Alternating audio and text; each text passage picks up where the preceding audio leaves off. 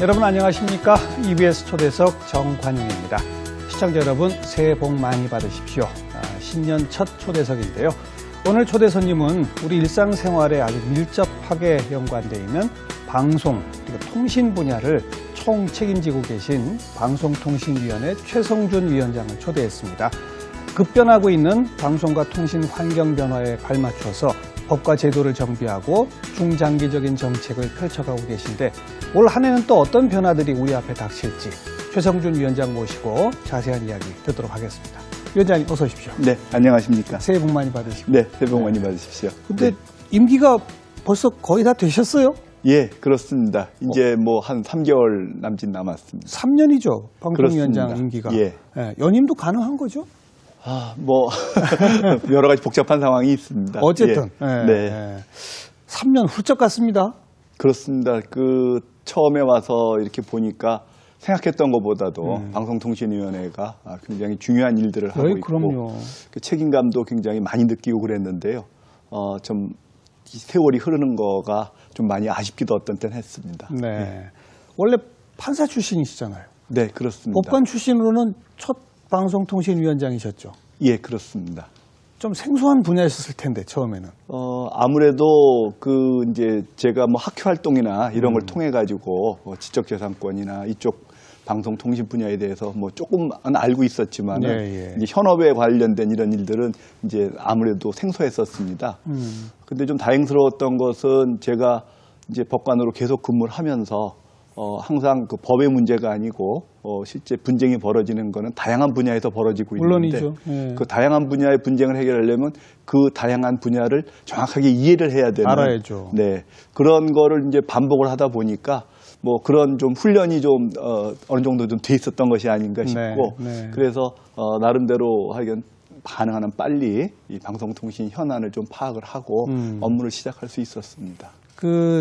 방송통신위원회에 대해서 우리 시청자분들은 잘 모르시는 분들도 많습니다. 네. 아니 정부 부처인데 왜 저기는 위원회일까? 뭐 이런 궁금증 가지시는 분들도 있고 네. 방송통신위원회가 발족한 것도 사실 그리 오래된 건 아니죠? 2008년에 방송통신위원회가 발족을 했고요. 그 이전에는 이제 공무원 조직이 아닌 방송위원회가 있었고 방송위원회. 그다음에 또 ICT를 총괄하는 정보통신부가 있었습니다. 정보통신부. 예, 그러다가 이제 2008년에 정부 조직을 개편을 하면서 방송위원회와 그다음에 정보통신부 ICT 업무 중에 일부를 통신 분야를 합쳐가지고 떼가지고. 예, 그래서 이제 방송통신위원회가 출범을 하게 됐습니다. 어쨌든 이제는 방송 영역, 통신 영역이라는 것이 구분 없이 그냥 하나로 가고. 네. 다들 요즘 스마트폰에서 방송 다 보니까 말이죠. 그렇습니다. 거의 하나로 이게 융합돼 가는 추세. 그리고 또 이 두 영역 모두 공공성이라고 하는 것이 중요하니까 예. 방송과 통신을 묶어서 위원회 형식으로 가보자. 네. 그거로군요. 그래서 2008년에 방송통신위원회 설치가 될 때 법에도 나와 있습니다만은 방송통신의 융합 현상에 능동적이고 효율적으로 대응하기 위해서 이제 방통신위원회를 설립하는 것으로 그렇게 되어 있습니다. 그리고 매년 기술이 발전함에 따라서 진짜 여기는 따라가야 할 과제가 많은 곳이 방송통신위원회입니다. 예, 그렇습니다. 예. 네. 기술적인 진보가 뭐 요즘은 뭐 매년이라고 말씀하셨지만 요즘은 뭐 한 달 간격으로 그냥 이렇게 새로운 기술들이 나오고 있기 때문에요. 예. 그런 부분에 그래서 저희가 하는 업무가 좀 앞을 좀 내다봐야 되는 그렇죠. 또 그런 면도 좀 있는 것 같습니다. 예.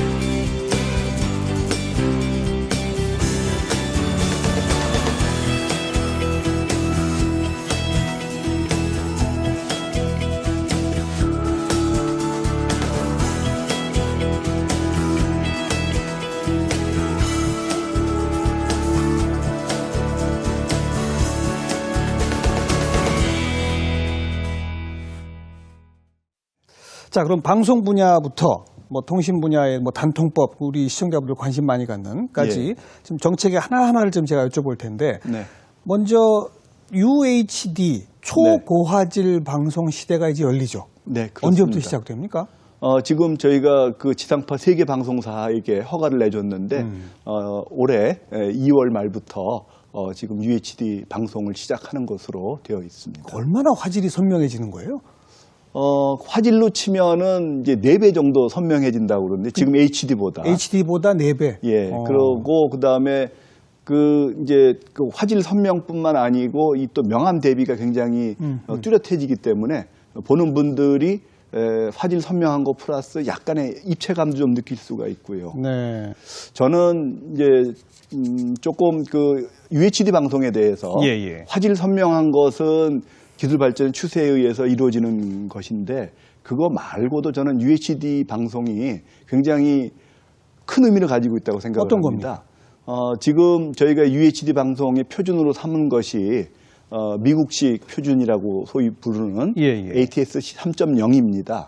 그런데 이 ATS 3.0은 All IP 기반이라고 하는데 인터넷 프로토콜 기반 해가지고 소위 지금까지 방송이라는 것은 방송국에서 전파를 통해 가지고 내보내는 콘텐츠를 시청자가 일방적으로 보는 그런 거에서 이제는 방송이 쌍방향으로 바뀌는 이런 계기를 저는 맞는다고 생각을 합니다. 그래서 이제 그 UHD 방송이 시작이 되면 뭐 처음부터는 좀 힘들겠지만 지상파 방송 3사가 홈포털이라고 그래가지고 방송 화면 자체를 첫 화면 자체를 마치 이렇게 그 바둑판처럼 이렇게 그 마우스를 클릭해가지고 들어갈 수 있는 그런 거를 만들기도 하고 뭐 예를 들어 설명을 드리면 지금 저 프로그램 가이드가 밑에 나오지 않습니까? 근데 단순히 그냥 전에 뭐 했고 앞으로 뭐 했는지만 이렇게 볼 수만 있었지 않습니까?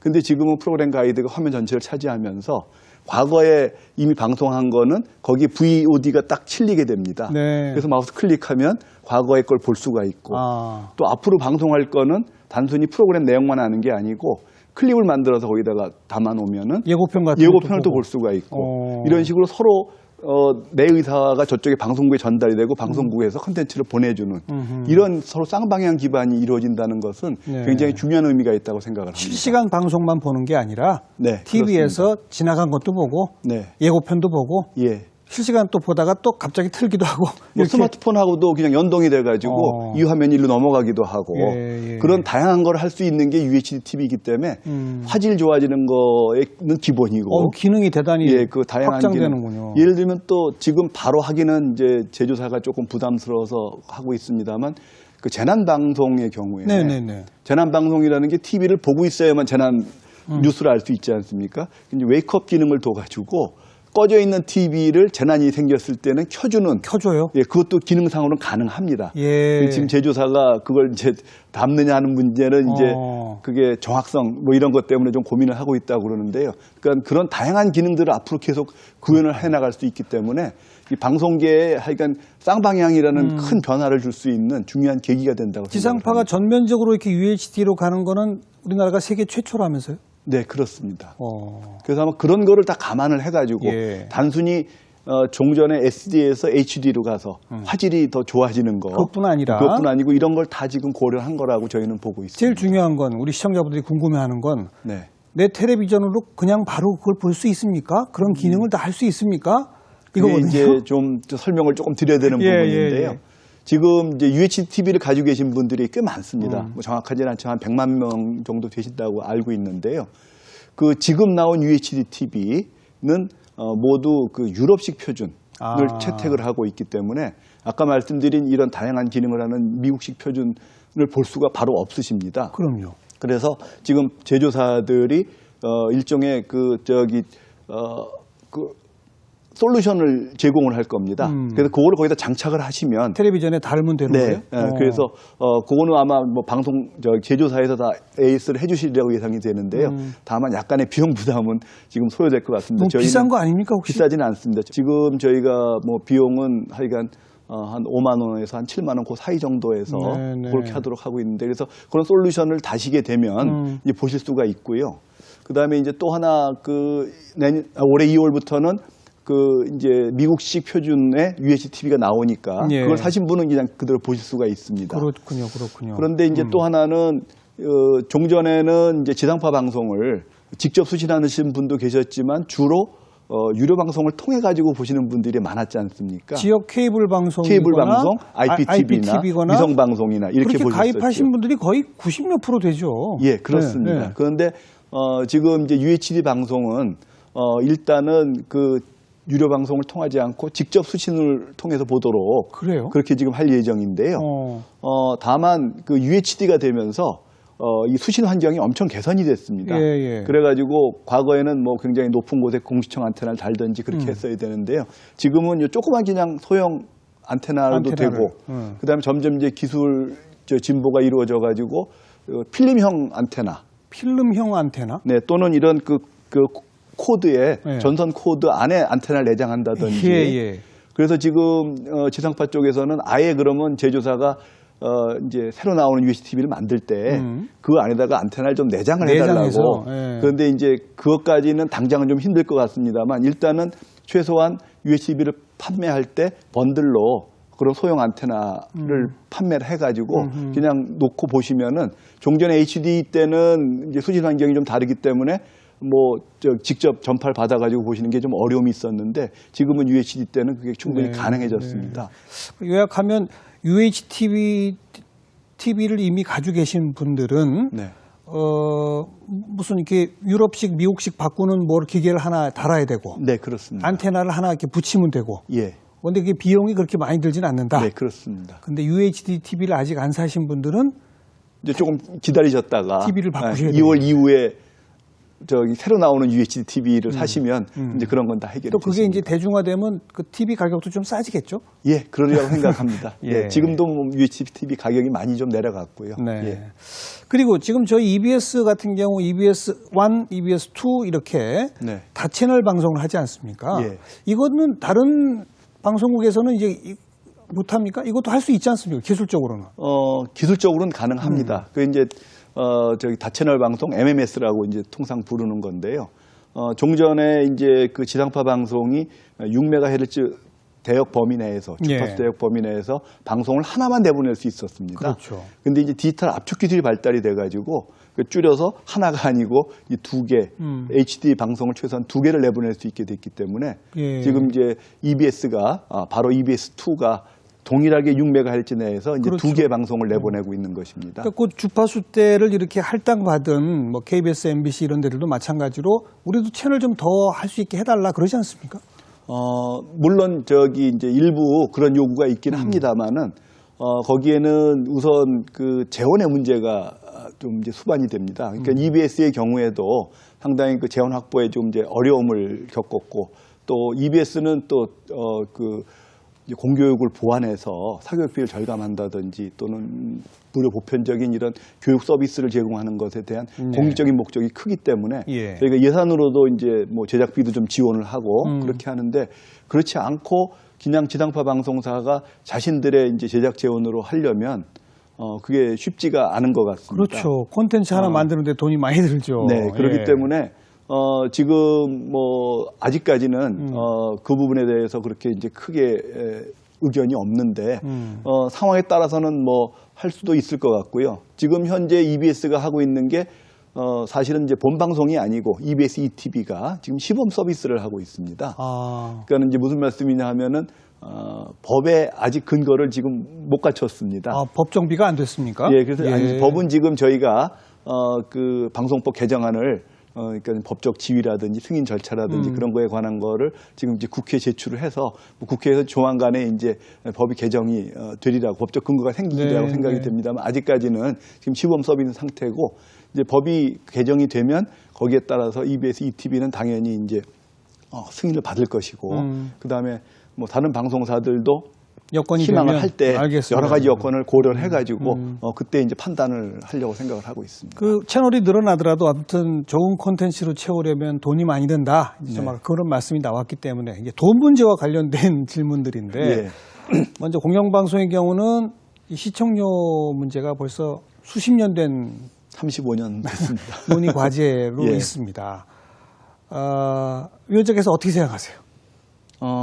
우선 뭐 35년 동안 묶여 있다라는 것만으로도 현실화가 지금 돼야 된다고 생각을 하고요. 뭐 한 가지 예로 그 2,500원이 35년 전이었었는데 네. 그때 신문 구독료도 2,500원이었었습니다. 예. 근데 지금 신문 구독료 15,000원, 18,000원 하지 않습니까? 그래서 외국하고 비교를 해봐도 지금 2,500원 같으면 외국의 한 8분의 1, 뭐 5분의 1 그 정도 수준밖에 안 됩니다.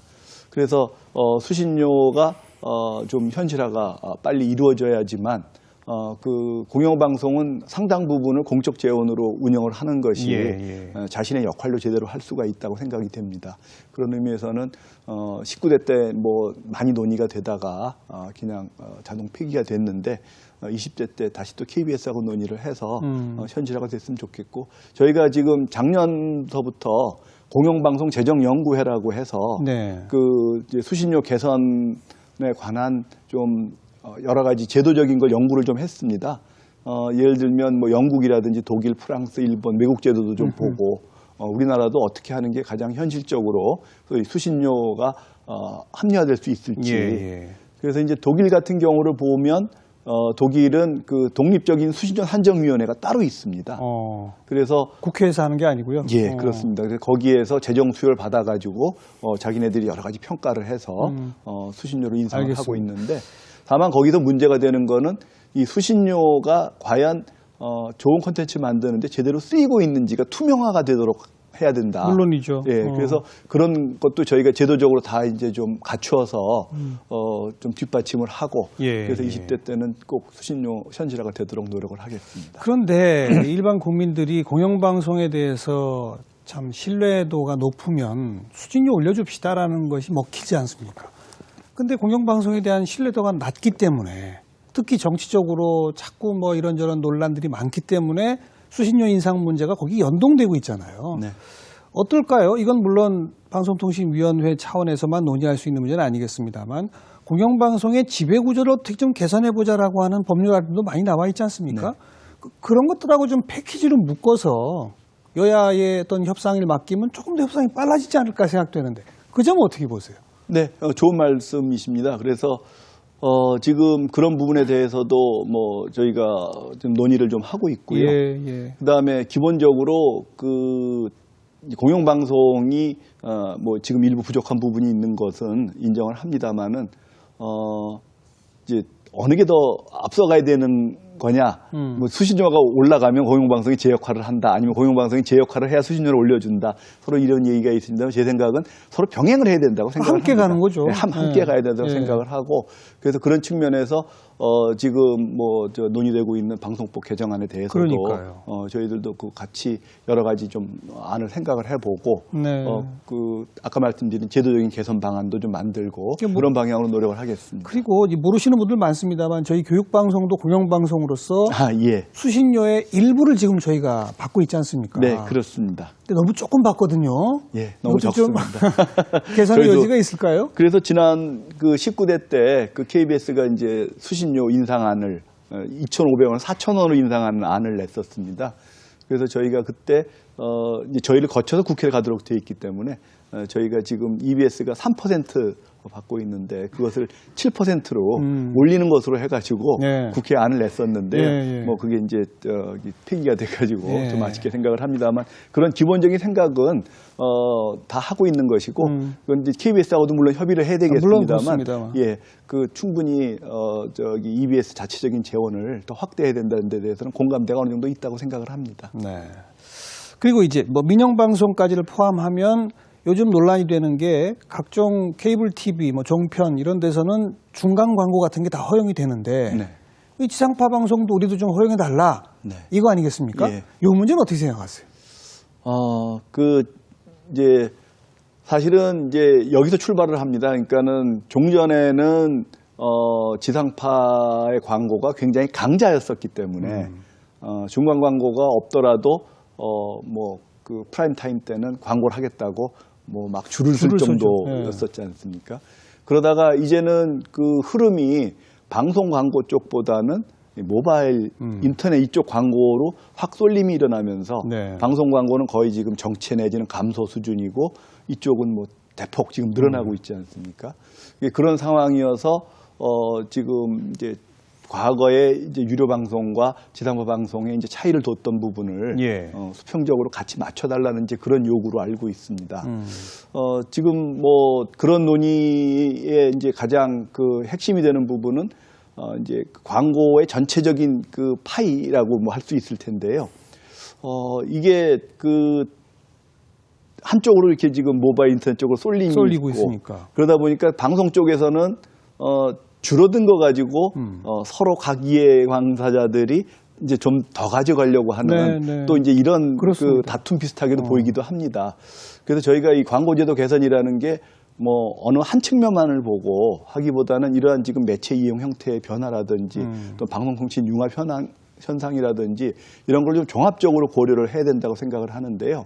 우선은 저희가 그 이제 재작년에 광고 총량제를 해서 어느 정도 광고제도를 개선하고 또 가상 간접 광고를 좀 개선을 했습니다. 규제 완화를 해서. 그래서 작년 말에 그 효과가 어느 정도가 되는지를 한번 점검을 좀 해봤는데요.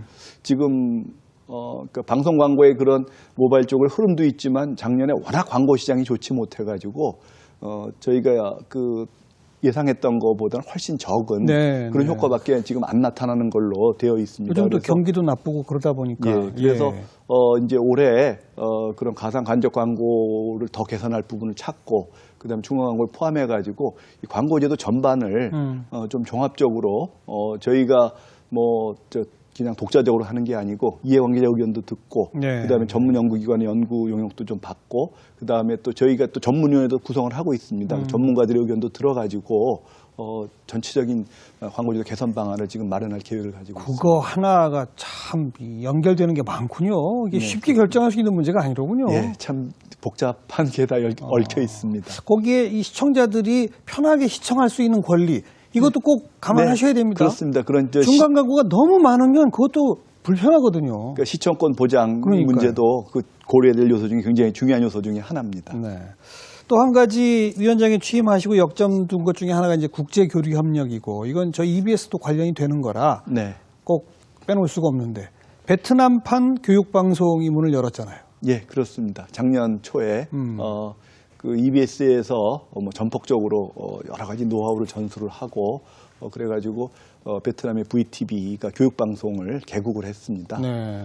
그리고 또 작년 12월에는 캄보디아에 가서도 EBS가 그 압사라 TV라는 데하고 교육방송 개국을 위한 MOA를 체결을 하고 저도 거기 가서 같이 좀 이제 힘을 보탰는데요. 그쪽 캄보디아도 교육열이 굉장히 높아가지고 이제 올해 쭉 진행을 하면 충분히 이제 좋은 가능성이 있으리라고 생각이 됩니다. 베트남판 교육방송은 어떻게 베트남 국민들한테 좀 많이 사랑을 받고 있답니까? 예, 제가 알고 있기로는 뭐 교육방송에 대한 호응도가 굉장히 좋은 것으로 알고 있고요. 그래서 EBS가 그런 걸 거점으로 해서 이 동남아시아 쪽에 좀 폭넓게 진출을 하려고 생각을 하고 있는 것 같습니다. 또 저희 방송통신위원회 입장에서는 지금 공동제작 협정에 굉장히 좀 공을 좀 많이 들이고 있습니다.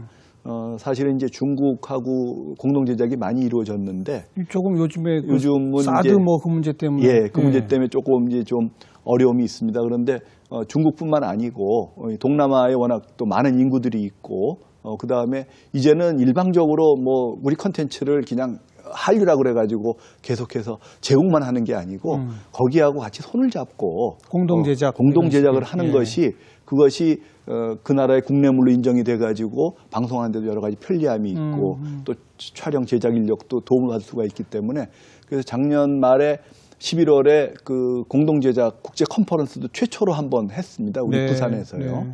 그래서 뭐 인도네시아나 또는 태국, 터키에서 와가지고 지금 뭐 여러 가지 좋은 의견들을 주셨고요. 베트남하고는 지금 공동제작 협정이 지금 상당히 많이 지금 진척이 돼 있습니다. 그래서 올해도 이런 다양한 것들을 다 종합해가지고 공동 제작이 좀 원활히 이루어질 수 있는 그런 기반을 좀 만들려고 노력하겠습니다.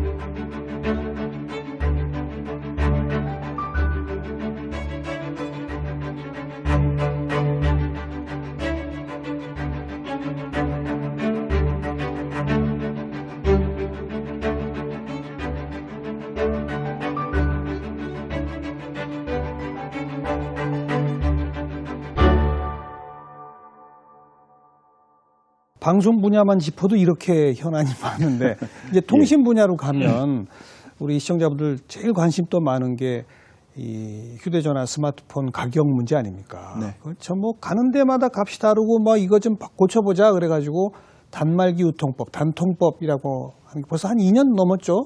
예. 2년 좀 어떻게 지났습니다. 평가하십니까? 글쎄요.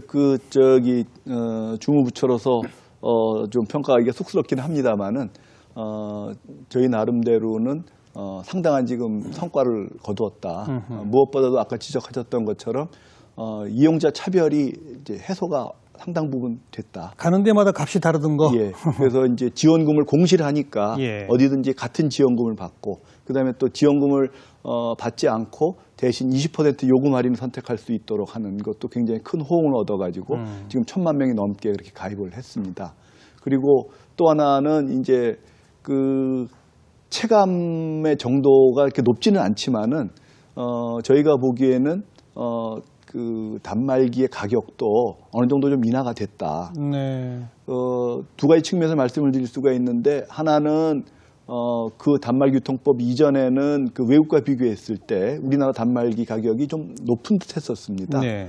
그런데 이제 최근에 비교를 해보면 오히려 우리나라 단말기 가격이 더 이제 낮게 형성이 돼 있고 그 다음에 뭐 세계적인 추세이기도 합니다만은 과연 그 프리미엄 단말기의 그 복잡한 기능을 다 쓰지 않을 사람도 그걸 꼭 사야 되나? 그렇죠. 라는 점에서 지금 중저가 단말기가 다양하게 지금 출시가 되고 있는 현상은 결국에는 이런 그 단말기 유통법이 이 지원금을 이제 일률적으로 받을 수 있도록 하고 그다음에 이 유통시장을 투명화하면서 일어난 그런 효과 중에 하나라고 볼 수가 있을 것 같습니다. 그래도 가끔씩 보면 어디 가서 밤새 줄 서면은 아주 싸게 산다더라 이런 게 근절이 안 돼요. 그러니까 뭐 이제 밤새 줄 서는 건 아닌데 하여간 그 일정한 타임에 그러니까, 그렇게 하는 부분이 아직도 있고 또 경우에 그 따라서는 사람들은 자기들이 처벌 받더라도 이게 낫다 이러면서 그냥 막 한다는 거 아닙니까? 뭐 경우에 따라서는 교묘하게 그렇게 이루어지는 부분도 있는 걸로 알고 있습니다. 그래서 저희가 뭐 다양한 모니터링도 하고 그 다음에 뭐 들어보셨겠습니다. 폰파라치라고 그래서 그리고 신고하면 또 보상금도 주는 방법도 하고 그래가지고 단속을 하고 있는데 솔직히 말씀드려서 참 완전히 근절시키는 것은 어려움이 있는데 그래도 하여간 뭐 최대한 하여간 줄일 수 있도록 저희가 노력을 해가겠습니다. 그 처벌 수위를 좀 높여야 되지 않을까요? 제가 좀 아까 언급한 것처럼 처벌 받더라도 제재 받더라도 그거보다 한꺼번에 짧은 시간에 왕창 파는 게 낫다. 뭐 이런 식의 상술에 지금 놀아나는 거 아닙니까?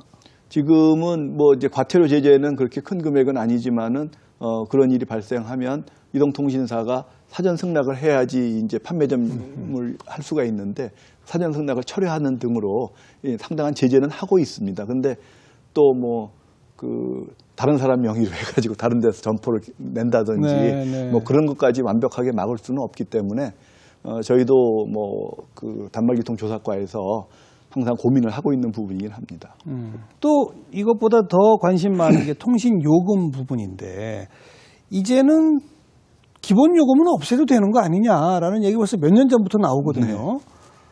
어떻습니까? 불가능합니까? 근데 이게 통신 요금이라는 게 기본 요금 개념을 잡는 거는 과거에 이제 기본 요금이 있고 그다음에 그 저기 음성 통화 문자 데이터에 쓰는 양에 따라서 요금을 낼 때 이제 기본 요금이 사실은 역할을 했던 것인데요. 지금은 뭐 다 아시지만 그냥 데이터 중심 요금제가 돼가지고 음성 문자는 다 그냥 무제한 쓸 수 있고 데이터를 얼마 쓰느냐에 따라서 요금제가 이제 달라지는 그런 요금제를 사실 사용하고 있지 않습니까? 그래서 그런 요금제인데 겉으로 보이진 않지만 내부 구성을 꼼꼼히 들어가면 기본 요금이 아직도 있단 말이에요. 뭐 있을 수는 있는데요. 근데 결국에는 이제 요금 수준 가지고 이제 얘기를 해야 될 것 같거든요. 그래서 뭐 저희가 파악한 거로는 우리나라의 요금 수준이 다른 나라에 비해서 굉장히 지금 낮은 쪽에 속하지 결코 높은 쪽이 아니다. 그래요? 그거는 뭐 저기 통계상 다 나오고 있는 부분이어서 제가 뭐 거짓말로 말씀을 드릴 수는 없습니다. 그리고 그 다음에 실제로 가계통신비가 단말기통법 이후에 연 가계통신비가 한 7, 8천 원 줄었습니다. 그건 저도 통계를 봤습니다. 그런데 이제 일부에서는 아니 뭐 저 7, 8천 원 줄은 거 가지고 줄었다고 그러느냐. 더 줄여야죠. 그렇게 말씀을 하시는데요. 다른 측면은 하나 볼 게 있습니다. 지금 데이터 사용량이 1년에 보통 35에서 40%씩 늡니다. 아. 그리고 지금 표현이 가계통신비라고 되어 있는데 예. 그 우리가 내는 요금 중에 실제로 그 통신을 위해서 사용하는 거는 한 얼마 안 15%밖에 안 돼요. 되고 네. 많은 경우가 동영상 시청, 데이터죠, 음악 감상, 데이터. 뭐 인터넷 검색, 게임 다 이런 걸로 사용이 되기 때문에 저희가 생각하는 거는 이 명칭이 가계통신비와 그다음에 뭐 디지털 문화비 예. 이런 거를 이렇게 구분을 해가지고 해야지 이게 디지털 문화비가 다 가계통신비에 얹어져 가지고 맞아요, 맞아요. 마치 그 지금 이 디지털 문화비는 점점 사용을 많이 하시기 때문에 네. 늘어나고 있거든요. 네, 네. 그래서 저는 그렇게 그게 늘어나고 있음에도 불구하고 오히려 합쳐가지고 줄었다. 약간이라도 줄었다라는 거는 큰 거죠, 큰 그 거죠. 나름대로 좀 역할을 좀 하고 있다라고 뭐 나름대로 자평은 그렇게 하고 있습니다. 외국하고 비교해도 우리가 좀 낮은 편이다. 예, 그렇습니다. 맞습니다만 또 우리처럼 이런 각종의 인프라 시스템이 꽉 완비되어 있는 나라가 별로 없기 때문에 네. 그렇게 따지면 우린 좀 더 낮춰가는 방향으로 가야죠. 뭐 하여간 그 앞으로도 예. 저 미래창조업하고 같이 협업을 해서 뭐 저희로서도 그 일반 국민들이 부담을 더 적게 하시도록 하는 거에 대해서는 적극적으로 같은 생각입니다. 당연하죠. 그래서 저희들도 그런 방면으로 앞으로도 계속 노력을 하도록 하겠습니다. 방금 재미있는 표현은 저도 좀 기억해 두겠습니다. 그냥 통신비는 따로 얼마 안 되고 네, 디지털 문화비? 예. 뭐 그건 이제 이 용어는 다양하게 볼 수 있습니다만. 그렇죠. 이거는 정말 계속 엄청나게 늘어나는데 네. 전체 비용 오히려 줄었다. 네. 이 대목은 저희도 동의하지 않을 수가 없겠네요. 네. 자, 또 하나 중요한 주제가 이 개인정보 유출. 네. 뭐 걸핏하면 당신의 정보가 유출되었습니다. 뭐 문자 받고 말이죠. 이거 언제까지 이래야 됩니까? 기업체의 책임을 보안에 문제가 생길 때 그 기업체가 엄청난 책임을 져야 한다는 식으로 바꾸면 네. 정부가 굳이 노력 안 해도 기업체가 알아서 보안에 엄청난 투자를 할 수밖에 없을 것이다. 네. 그게 미국식 방법 아니냐. 예. 우리도 이거 하자는 얘기도 나와 있습니다. 네. 어떻게 생각하세요? 예, 거기 전적으로 동의를 합니다. 그래서 뭐 이제 그 개인정보 유출을 방지하기 위한 다양한 제도 개선을 했는데 그 제도 개선 중에 이제 의미 있는 것 중에 첫 번째는 종전에는 그 기업이 개인정보를 유출했을 때 정액과징금이었었습니다. 1억 원 이하. 그러니까는 큰 기업의 경우에는 그렇게 부담이 안 됐던 것이죠. 그래서 재작년에 정보통신망법을 개정을 해가지고 그 개인정보가 유출이 됐을 때 관리적 기술적 조치를 미흡하게 했다면 예를 들어 접근 통제를 제대로 못했다라든지 예. 암호화를 못했다라든지 그것을 했을 경우에 설사 그것과 유출과의 인과관계까지도 따지지 않고 하여간 그런 기술적인 게 부족했다면 자기네 전체 매출액의 100분의 3 이하의 과징금을 부과하는 것으로 저희가 법을 개정을 했습니다. 네, 네. 그래서 그 작년 말에 인터가 이제 그거로 인해 가지고 제재를 받았는데요. 네. 44.8억 원인가 그래서 굉장히 큰 금액의 과징금 제재를 받았습니다. 물론 그 기업 입장에서는 뭐 참 안타까운 일이긴 합니다만은 지금 지적하신 것처럼 이제는 기업이 개인정보 유출에 대한 그 방비를 네. 소홀히 했을 때에는 그렇게 큰 금액의 과징금을 받을 수 있다라는 것을 직접 다 보셨기 때문에 기업들도 하루빨리 하게 인식 변화를 해야 되고 그다음에 투자를 아까워 안 됩니다. 이제는. 그럼요. 네, 투자를 빨리빨리 해서 제대로 된 개인정보 보호 체계를 갖춰야 된다고 생각을 합니다. 또 하나 뭐 말씀드릴 거는 법 개정을 통해 가지고 저희가 봐서 이거는 그 대표자나 임원이 임무를 소홀히 해가지고 개인정보 유출이 됐다. 그러면 그 해당 기업에게 징계를 하도록 권고를 하고 네. 그쪽에서 징계 결과를 저희 통보하도록 이렇게 또 하고 있습니다. 그래서 하여간 그런 인식 변화를 위해 가지고 저희가 여러 가지 제도 개선을 또 하고 있고 또 이거는 좀 전혀 다른 부분입니다만 개인정보가 유출된 일반 이용자 입장에서는 예. 이제 손해배상 청구 소송을 냈는데 지금까지 뭐 일부 인용된 사건도 있습니다만 많은 경우에 다 기각이 맞아요. 되거나 맞아요. 또는 인용이 되더라도 그 금액이 극히 적거나 맞아요. 뭐 그랬었습니다. 그래서 저희가 두 가지 제도로 법정 손해배상 제도라고 그래서 법정 손해배상. 예, 법원에서 뭐 변론의 전취자하고 증거조사 결과를 봤을 때 아주 세밀하게 금액이 계산되지는 않지만 대강 이 정도 손해 났을 거다 하면 300만 원 범위 내에서 손해배상을 명할 수 있는 그런 제도를 뒀고 또 징벌적 손해배상이라고 그래서 네. 고의중과실이 있으면은 실제 손해액의 3배 까지도 손해배상을 할 수 있는 그런 제도적인 완비를 지금 다 갖추었습니다. 네, 네. 그래서 아마 이제는 기업들이 좀 더 긴장을 하시고 개인정보 보호하는데 철저히 하셔야 될 것 같습니다. 그리고 개개 소비자들도 자기 정보를 지키기 위해서 노력해야 되잖아요. 그렇습니다. 내 정보 지킴이 캠페인. 예. 이것도 하고 계시죠? 예, 2009년부터 저희가 쭉 해오고 있는 캠페인이고요. 이제 기업도 중요하지만 그 개인정보 주체도 네, 네. 열심히 참여를 하셔야 되는데 작년에는 그 주제가 그 비밀번호 안전한 비밀번호 설정 네, 관리였었습니다. 그래서 뭐 번거로우신 일이지만 가능하면 주기적으로 비밀번호를 좀 바꾸시고 또 비밀번호는 좀 남들이 잘 알 수 없는 어려운 어렵게 것으로 이렇게 만들고. 하도록 하는 캠페인을 했었는데요. 한 10주 동안 했었습니다. 네.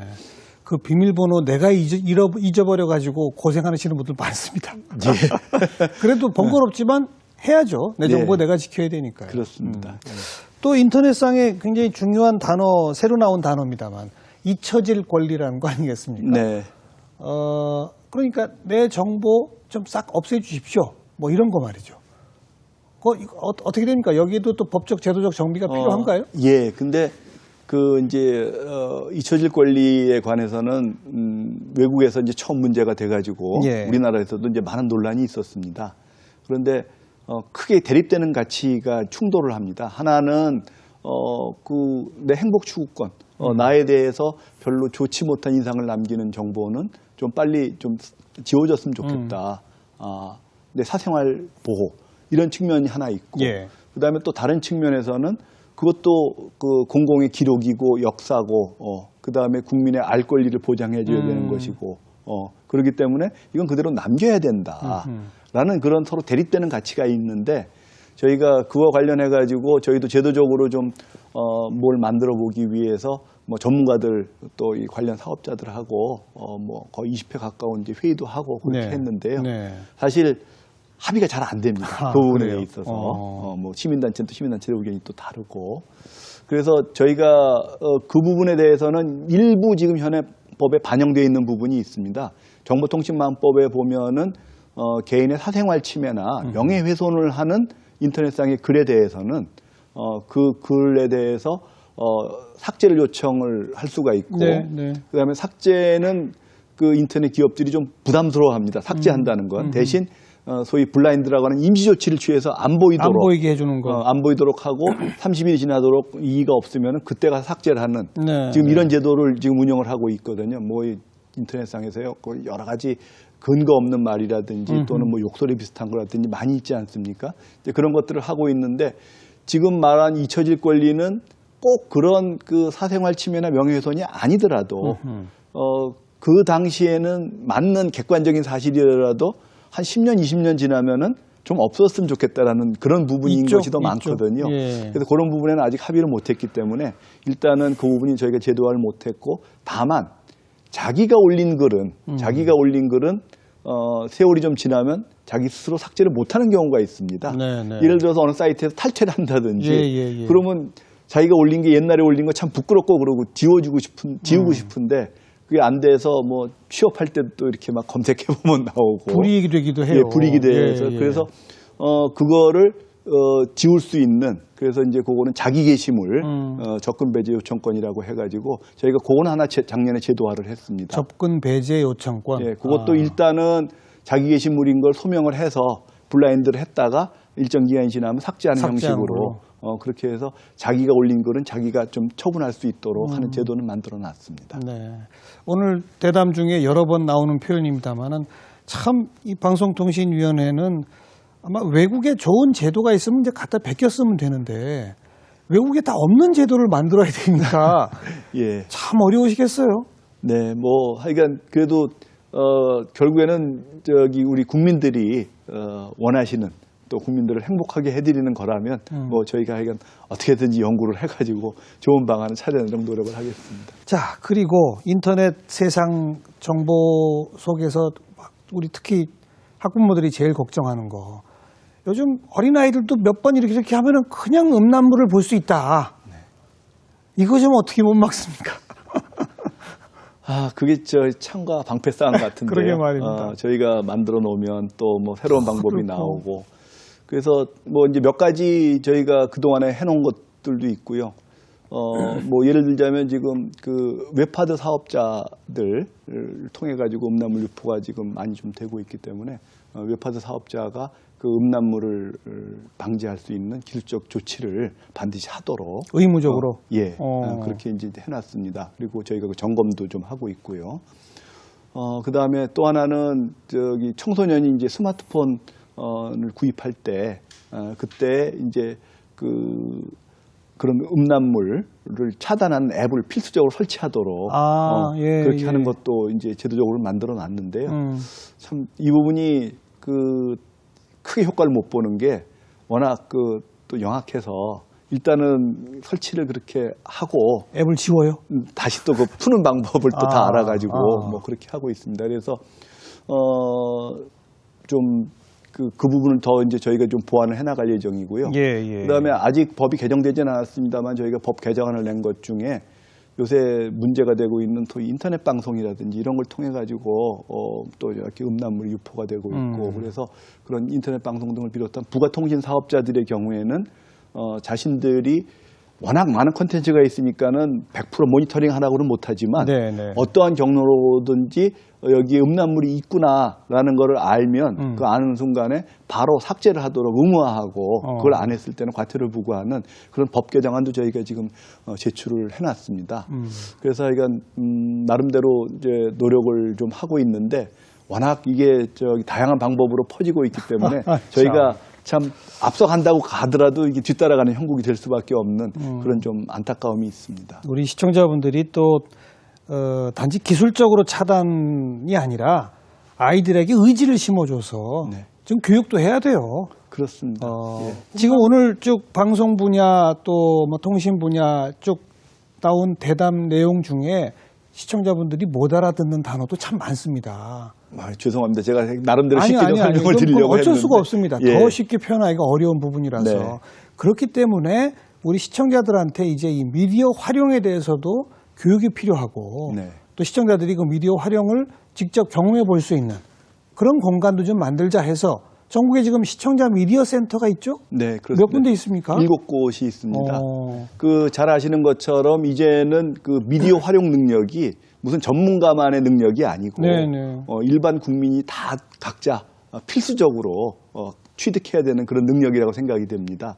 그래서 뭐 아직은 좀 부족하지만 지금 이제 부산, 부산, 광주, 그다음에 대전, 인천, 강원, 그다음에 서울, 울산 설립된 순서로 말씀드리는데 이렇게 해가지고 7곳이 있습니다. 그래서 그곳에 가면 기본적으로 그 미디어를 뭐 처음서부터 하여간 기초 교육서부터 받으실 수가 있고요. 그다음에 일정한 교육을 받으시게 되면은 거기에 있는 그 최신 장비를 빌려서 직접 이제 제작하는 걸 또 도움을 받을 수가 있습니다. 저희가 만들어 보기도 해요. 그래서 많은 분들이 학생도 만들고 그다음에 뭐 직장인 그다음에 또 어르신들도 퇴직 이후에 소일 삼아서 좋아하시는 분들이 많습니다. 그렇게 해서 이제 만들고 거기 뭐 온갖 편집실 다 이용해서 편집을 해서 좋은 콘텐츠가 나오면 그 지역 방송사하고 중앙 방송은 좀 힘들지만 지역 방송사하고 연계해가지고 실제로 방송이 되도록 저희가 또 조선을 해주고 있습니다. 그래서 자기 콘텐츠가 자기 제작한 콘텐츠가 직접 나오는 걸 보는 것이죠. 그런데다가 최근에는 이제 뭐 VR도 나오고 뭐 드론 촬영도 나오고 그러지 않습니까? 그래서 저희들이 그런 최신 기기들을 계속 구입을 해가지고 그런 최신 기법들을 계속 교육을 시키기 때문에 뭐 지금 굉장히 큰 호응을 얻고 있는데 이런데 교육받고 하는 거는 다 무료죠? 뭐 그러니까는 교육서부터 장비 대여까지 뭐 편집까지 모두 다 그냥 무료입니다. 무료고 그다음에 저희가 또 학생들이 굉장히 이런 데 관심이 많기 때문에 요새 중학교 자유학기제 저희가 지금 한 300개 교를 지원을 지금 할 예정인데요. 그렇게 작년에도 그렇게 해왔고 그래서 학생들한테도 굉장히 큰 도움을 주고 있습니다. 그래서 조금 뭐 거리가 있으시더라도 한 번만 방문을 하시면 무료로 다양한 교육을 받을 수가 있기 때문에 굉장히 홍보를 좀 많이 좀 해야 되겠다고 생각을 합니다. 그래서 시청자 여러분께서도 관심이 있으시면 그 인근 지역을 찾아가셔서 많은 교육을 받으시고 활용을 하실 수 있었으면 참 좋겠습니다. 시청자 미디어 센터 네. 이런 이름이죠. 예, 이거 한 번씩 검색하셔가지고 예. 우리 동네에 있나? 네. 좀 어느 정도 시간이 걸리더라도 한번 가보시는 게 좋을 것 같아요. 예, 네. 자, 오늘 나눈 그 대화 주제가 워낙 많습니다만은 아직 못다 하신 말씀도 많을 것 같은데 앞으로 계획 한 말씀만. 예. 저희가 해야 될 여러 가지 업무 중에 이 장래의 방송 환경이나 기술 변화에 또 대응을 해야 되는 부분도 있습니다. 뭐 잘 아시는 것처럼 요새는 수동적으로 이렇게 방송을 보는 게 아니고 웹 컨텐츠서부터 1인 미디어, 그다음에 OTT 예. 이런 다양한 새로운 형태들이 등장을 하고 있는데 사실 법이나 제도는 그것을 지금 따라가지를 못하고 있고 지금 어떻게 이거를 산업을 활성화시키면서도 최소한의 규제를 할지 그런 고민들을 저희가 작년부터 해오고 있는데 올해는 그걸 좀 완성하는 그림을 네. 그려야 할 때라고 생각이 됩니다. 그리고 그다음에 아까 이제 그 개인정보 말씀을 하셨는데 개인정보는 철저히 보호가 돼야 되지만 이 개인정보가 굉장히 위치정보와 함께 중요한 경제적인 자산입니다. 빅데이터로. 예, 이거를 빅데이터로 그렇죠. 어떻게 활용을 그렇죠. 하고 그다음에 여러 가지 클라우드 서비스라든지 이런 데 잘 활용될 수 있도록 하는 그런 것들에 대해서도 저희가 작년부터 시작을 하고 있습니다만은 올해는 좀 더 중점을 둬가지고 그런 산업 활성화에도 좀 기여를 할 수 있는 그런 역할을 해야 된다고 생각을 합니다. 그리고 방송과 통신이 융합된 신산업 창출. 네. 이것도 또 해가야 할 과제가 되겠고요. 예. 그래서 아까 말씀드린 게 사실은 웹 컨텐츠나 OTT나 이런 것들이 지금 이제 융합된 과정에서 나타나는 첫 번째 산출물들이거든요. 그래서 또 하나 말씀드리면은 이제는 방송통신 융합이 되면서 이용자 보호도 쉽지 않아졌습니다. 네, 네. 과거에는 방송 이용자는 이렇게 보호하고 통신 이용자는 이렇게 보호하면 됐는데 이제 융합 상황에서 이용자 보호를 하는 것이 굉장히 또 좀 어려움이 생겼기 때문에 그런 부분에까지 저희가 다양한 제도적인 보완을 하려고 노력을 하고 있습니다. 하실 일 많습니다만 전부 국민을 위한 거니까 꼭 완수해 주시길 부탁드립니다. 네, 계속 오늘 열심히 노력하겠습니다. 나와주셔서 고맙습니다. 네, 감사합니다. 네. 네, 방송은 공정하고 또 국민의 신뢰를 얻을 수 있어야 하고 통신은 아주 쉬우면서도 편안하게 이용할 수 있어야 되겠죠. 그러기 위해서 법적으로 제도적으로 뒤치다꺼리 할 게 참 많은데요. 우리 방송통신위원회가 꾸준히 일들을 많이 하고 있다는 걸 오늘 배우게 됐습니다. 자, 다음 주에 다시 뵙겠습니다. 안녕히 계십시오.